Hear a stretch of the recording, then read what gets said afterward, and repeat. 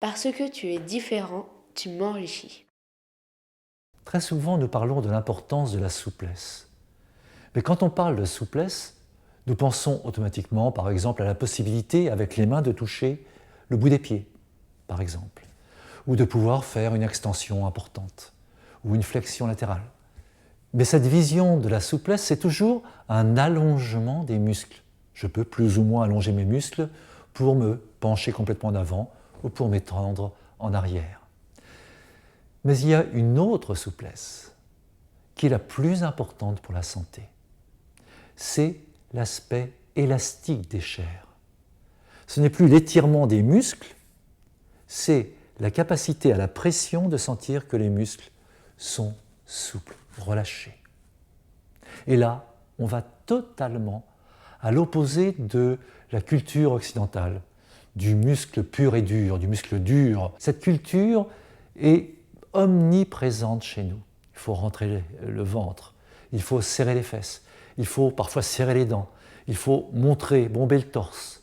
Toute cette tonicité exagérée de la gymnastique du fitness pur et dur, eh bien, est un obstacle à la bonne santé.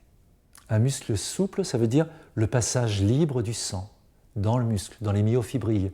Mais c'est également dans les organes une capacité de recevoir le sang, de recevoir la lymphe, de recevoir tous les mouvements physiologiques et les mouvements énergétiques. On peut même aller plus loin. Un corps élastique libère les blocages émotionnels. Donc c'est très important d'avoir un corps à la pression qui soit relâché.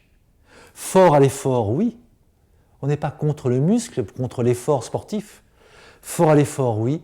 Mais juste après, il faut que le corps lâche ses retenues. Un corps qui fonctionne dans le relâchement, au repos, va mieux se reposer, que ce soit dans le sommeil d'ailleurs aussi, sur le lit. On pourra mieux rentrer dans le lit, se libérer, ne plus porter certains soucis dans nos muscles, dans nos organes.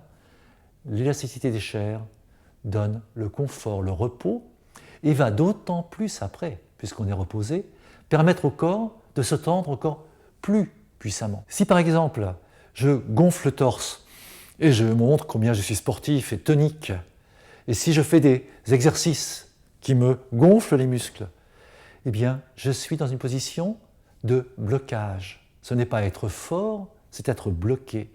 Si je relâche, tout ce mouvement que j'ai cristallisé au repos, habituellement quand je suis trop tendu, eh bien tout ce mouvement est utilisable pour des gestes, pour à nouveau devenir opérationnel dans un monde avec moins de violence en moi et beaucoup plus de liberté intérieure.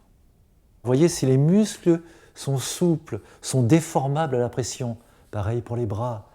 Sur les épaules, sentez si c'est dur ou si les épaules s'enfoncent sous votre pression.